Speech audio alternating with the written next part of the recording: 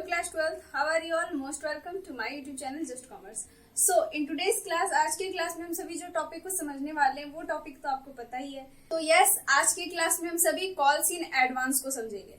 आज का क्लास हमारा बिल्कुल ही बेसिक होने वाला है एंड हम कॉल्स इन एडवांस को समझने के बाद इससे रिलेटेड एक क्वेश्चन को भी सॉल्व करेंगे ताकि हमारा ये कॉन्सेप्ट बहुत ही अच्छे से क्लियर हो जाए। Okay, so let's start. सबसे पहला तो आप अपना टॉपिक अपने कॉपी में लिख लो, calls in advance.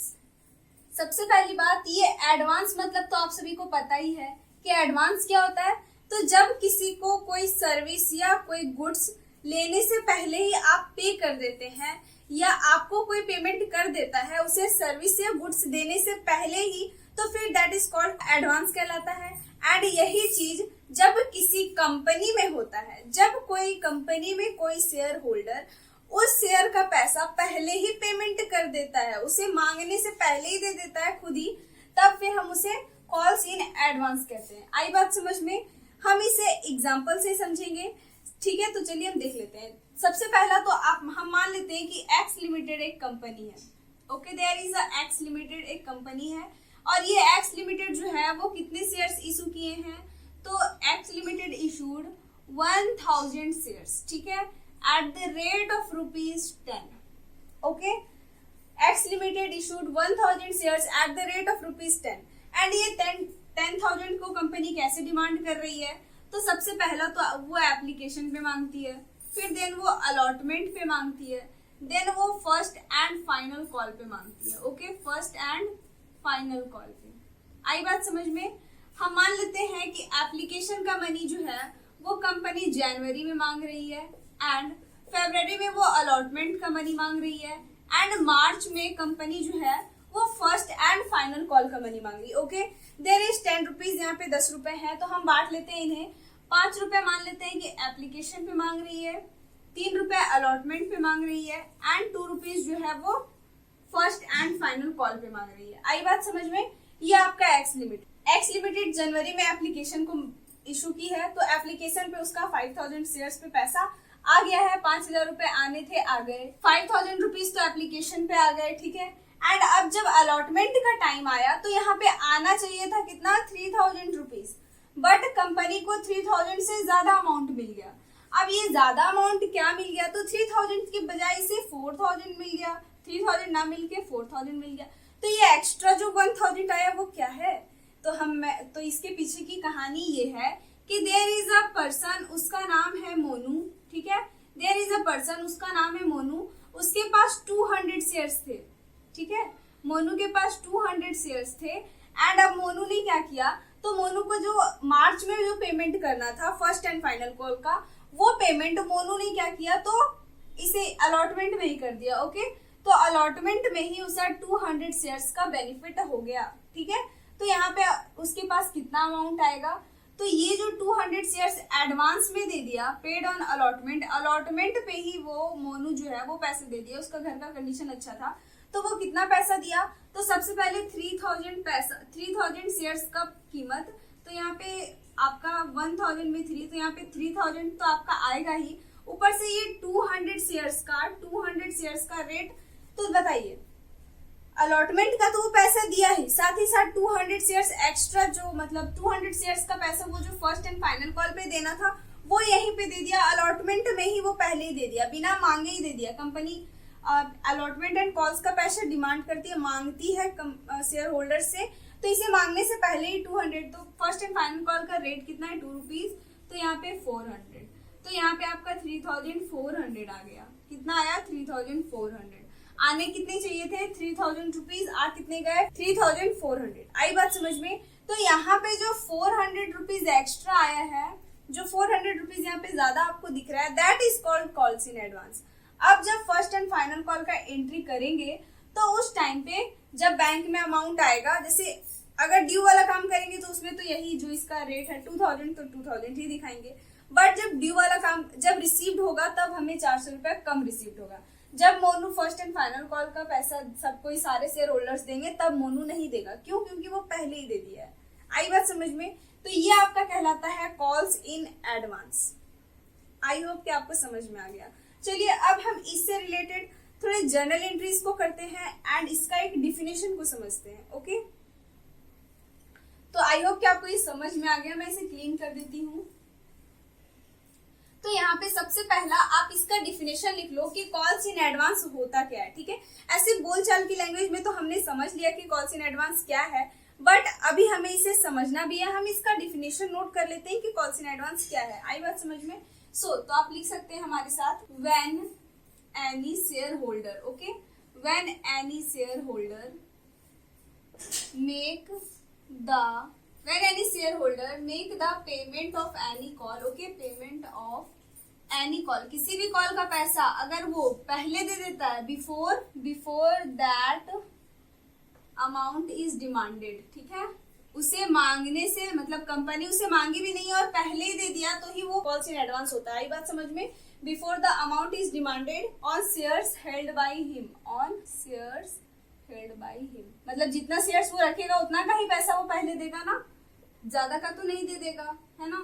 That amount, ठीक है, is called calls in advance. आई बात समझ में? यही आपका कॉल्स इन एडवांस कहलाता है। मैंने यहाँ क्या लिखा है, व्हेन एनी शेयर होल्डर, जब कभी कोई शेयर होल्डर किसी कॉल का पैसा पहले दे देता है, ठीक है, तो वो फिर आपका कॉल्स इन एडवांस कहलाता है। आई बात समझ में? ये आपका फिर कॉल्स इन एडवांस कहलाता है। अब हम इसे कॉल्स इन एडवांस से रिलेटेड कुछ जर्नल एंट्रीज को समझ लेते हैं, उसके बाद हम इससे रिलेटेड एक एग्जांपल को भी सॉल्व कर लेंगे। ओके, एंड हाँ, वन मोर थिंग, ये जो कॉल्स इन एडवांस की बातें हैं वो कहाँ पे लिखी गई है, तो ये companies act, according to companies act 2013 का सेक्शन नंबर 50, ठीक है, सेक्शन 50 में, कंपनीज एक्ट 2016 का सेक्शन 50 में ये बात लिखा गया है कि कोई भी कंपनी जो है वो कॉल्स इन एडवांस तभी ले सकती है जब उसका आर्टिकल उसे ऐसा करने को कहता है। आई बात समझ में?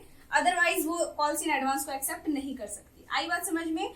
तो ये क्वेश्चन आपका एक बन सकता है कि कॉल्स इन एडवांस क्या है, तो उसमें आपका ऑप्शन लिखा होगा, आप इसे टिक कर सकते हो अपने आंसर शीट में। एंड यहाँ पे आपका क्वेश्चन ये भी बन सकता है कि कॉल्स इन एडवांस किसके अकॉर्डिंग चलता है, तो वो कंपनीज एक्ट 2013 का सेक्शन नंबर 50 में लिखा गया है। आई बात समझ में?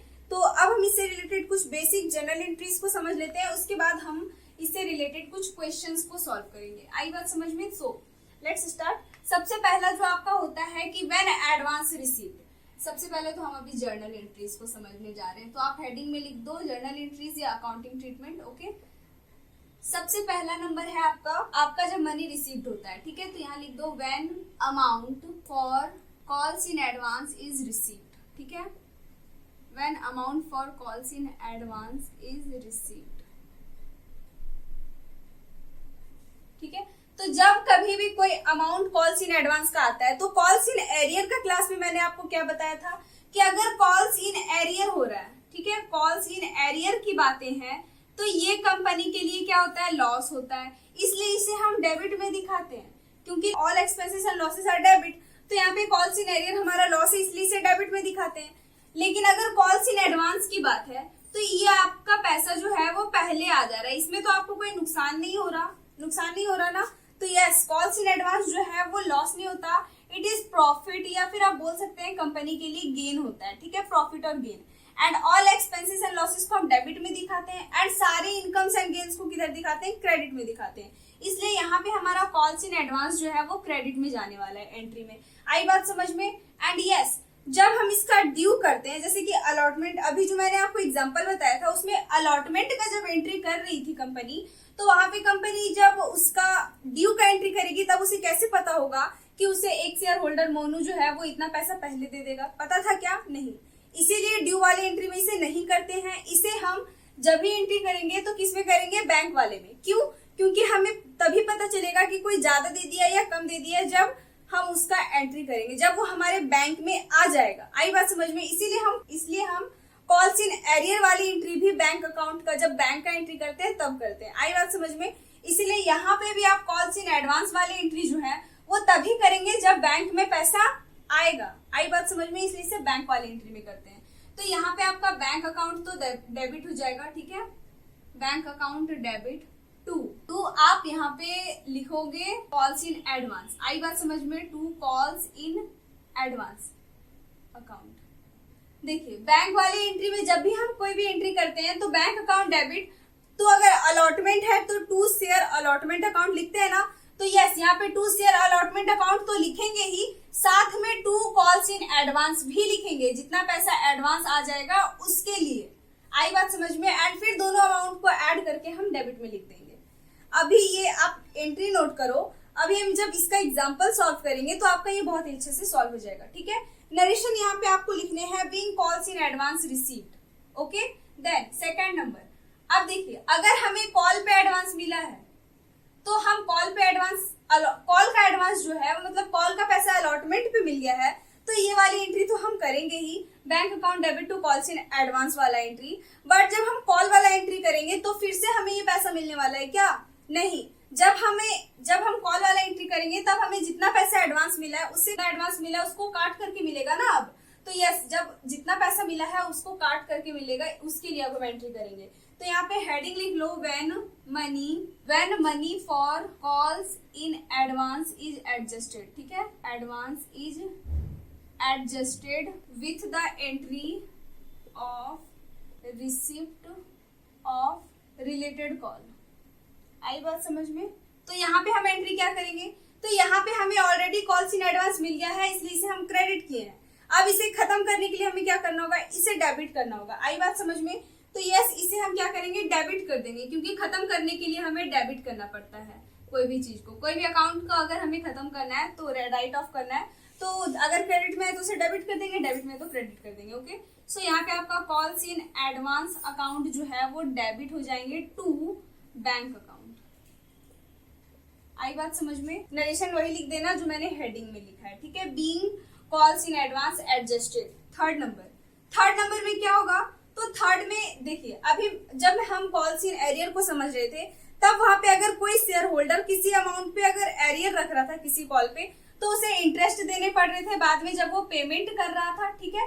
तो यहाँ पे भी वो जब पहले भी जब कोई शेयर होल्डर दे रहा है तो उसे कंपनी जो है वो उसे इंटरेस्ट पे करेगी, ठीक है। जब इंटरेस्ट देंगे किसी शेयर होल्डर को, जैसे मोनू जो है वो कॉल का पैसा अलॉटमेंट के साथ दे दिया, तो अलॉटमेंट से लेकर के कॉल तक के टाइम तक के लिए उसे इंटरेस्ट देगी कंपनी, तो इंटरेस्ट वाली एंट्री, ठीक है।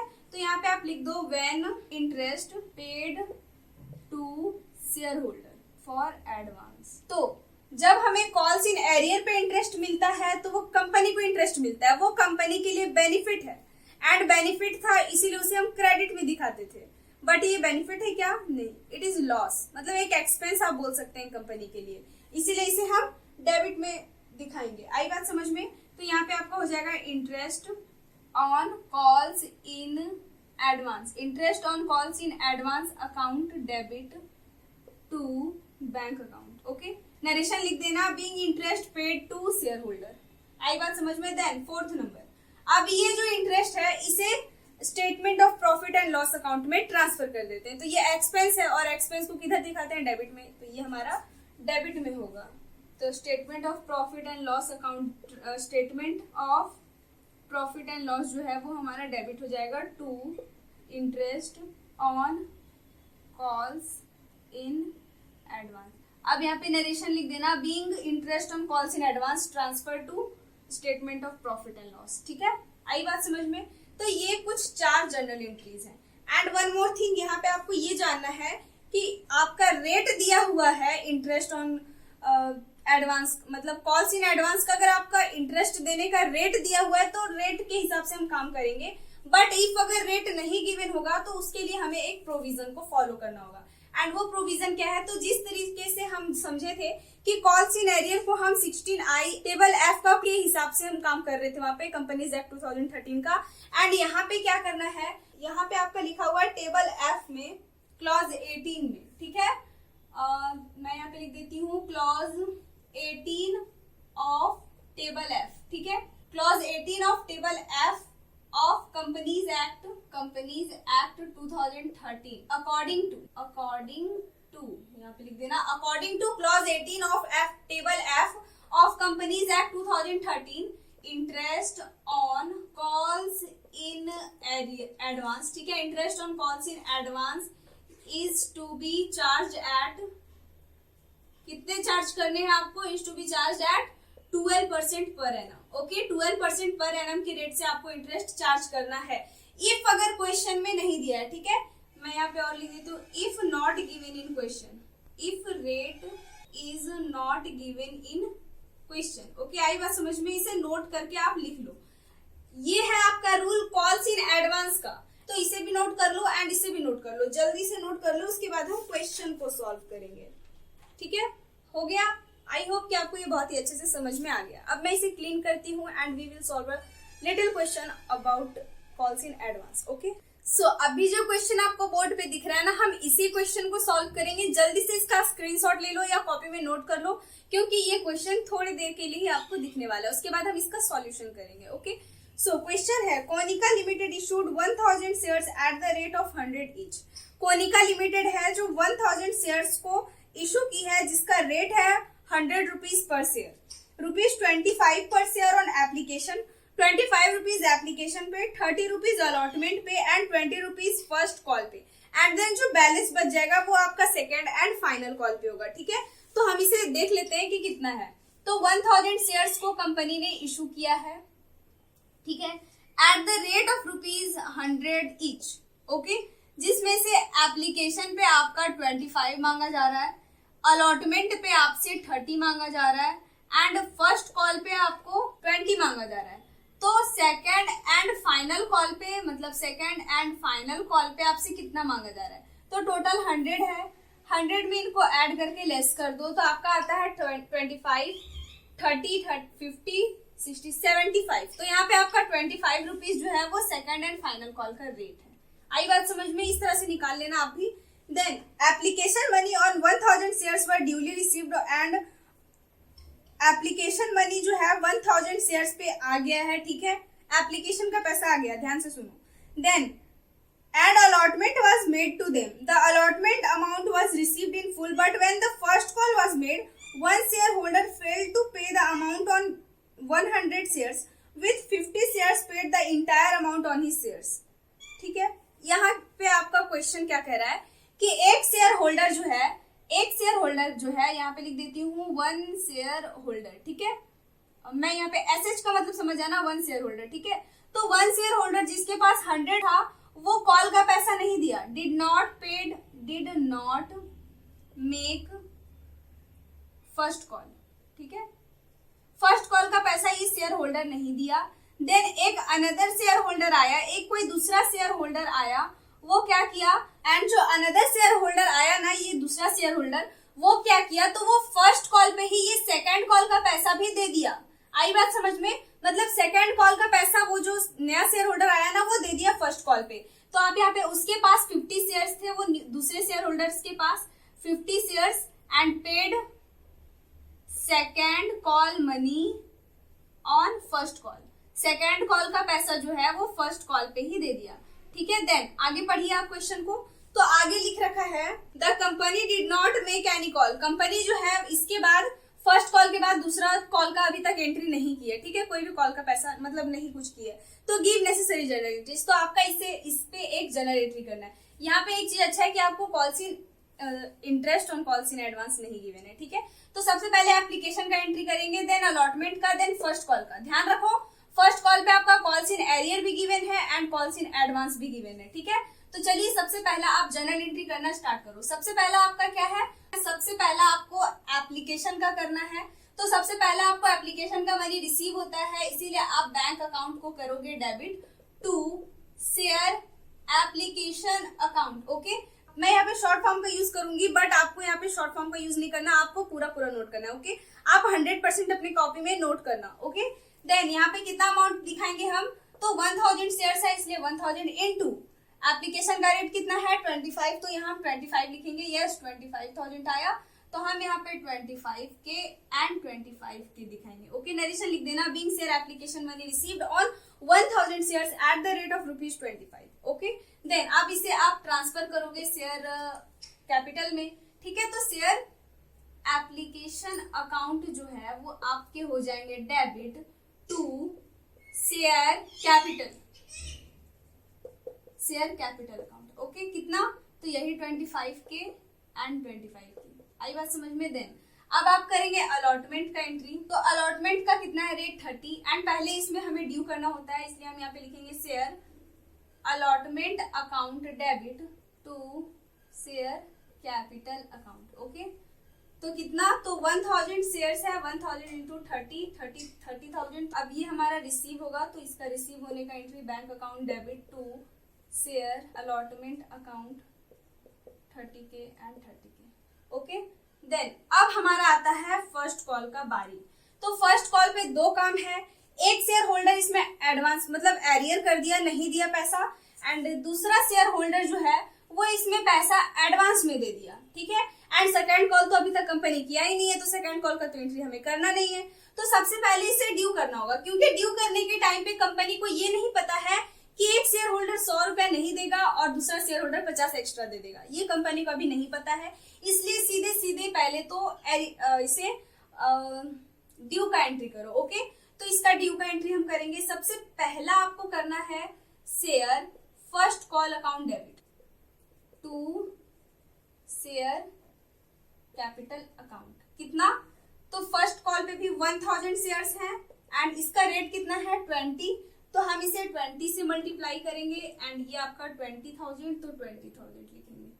ओके, देन 6 नंबर में आ जाओ। तो ये बैंक में आपका रिसीव होगा, तो आप बैंक अकाउंट डेबिट करोगे, ठीक है, एंड 2 में आप कर दोगे share first call account. Okay, then इतना काम तो आप कर लोगे, 20K आपका आ जाएगा एंड 20K आ जाएगा। बट क्या ये एंट्री करेक्ट है? नहीं, बिल्कुल करेक्ट नहीं है। क्यों? क्योंकि यहाँ पे आपका एक शेयर होल्डर 100 रुपया नहीं दिया है एंड एक शेयर होल्डर जो है वो 50 रुपए का शेयर जो है मतलब 50 शेयर का पैसा जो है पहले ही दे दिया, फाइनल कॉल वाला पैसा फर्स्ट कॉल पे ही दे दिया, ठीक है। तो यस, यहाँ पे आपको क्या करना होगा, तो जो नहीं मिला है ये आपका लॉस है, एरियर आपका लॉस होता है, उसे डेबिट में दिखाते हैं। तो आप यहाँ पे पहले तो डेबिट में दिखा लो कॉल्स इन एरियर को, ठीक है। सो इतना काम करना, उसके बाद आप डेबिट में लिखाओगे calls in arrear account debit. कितने शेयर पे, तो देखो कॉल्स इन एरियर का अमाउंट मैं लिख देती हूँ। कॉल्स इन एरियर को हम कैसे कैलकुलेट करेंगे, तो कितना है 100 शेयर नहीं मिला ना, तो 100 शेयर्स एंड इसका रेट कितना गिवन था 20, तो 20 क्योंकि ये फर्स्ट कॉल का ही पैसा नहीं दिया है, तो 20 से मल्टीप्लाई कर देना, 2000 रुपीज आएगा, मतलब कि 2000 रुपीज जो है वो कॉल्स पे नहीं आया है। देन 2 में लिखना share first call account. Okay, then first call account लिख दिया। अब यहाँ पे क्या करना है, तो एक एडवांस में आ गया है 50 शेयर का पैसा, किसका, सेकंड कॉल का एडवांस जो है वो फर्स्ट कॉल पे आ गया है, तो उसे भी आपको दिखाना होगा क्रेडिट में, क्योंकि ये बेनिफिट है, ठीक है। 2 कॉल्स इन एडवांस अकाउंट। आई बात समझ में? अब जब कंपनी ये सेकंड कॉल का काम करेगी ना, तो वहां पे ये कॉल्स इन एडवांस को डेबिट कर देगी बैंक वाले एंट्री में, ठीक है। तो कितना पैसे इस पे आएगा, तो 50 शेयर्स इनटू सेकंड कॉल का कीमत कितना है 25 रुपीज, तो 25 रुपीज। आई बात समझ में? एंड 25 आर कितना होता है, तो यहाँ पे आपका हो जाएगा 125। आई बात समझ में? एंड फर्स्ट कॉल में आपका 20,000 आना था, तो आप इन दोनों को ऐड करोगे 20,000 एंड 1,250 को, तो यहाँ पे आपका 21,250 आएंगे एंड इसमें से आप 2,000 जो है वो लेस कर दोगे, तो आपके पास यहाँ बचता है 19,250। ओके, तो आप यहाँ पे लिखोगे 19,250। आई बात समझ में कि ये कैसे हुआ, नरेशन लिख देना, ठीक है। सो इस तरीके से आप कॉल्स इन एडवांस का जर्नल एंट्रीज करते हो, ठीक है। तो आई होप कि आपको ये क्लास भी बहुत ही अच्छा लगा। नेक्स्ट क्लास में हम calls sum under subscription and over subscription की बातें करेंगे, ठीक है। तो मिलते हैं आपसे नेक्स्ट क्लास में कुछ न्यू टॉपिक्स के साथ में। तब तक के लिए आप बने रहना हमारे चैनल पर एंड अगर क्लास अच्छा लगा तो लाइक कर देना, शेयर कर देना। तब तक के लिए bye bye and take care.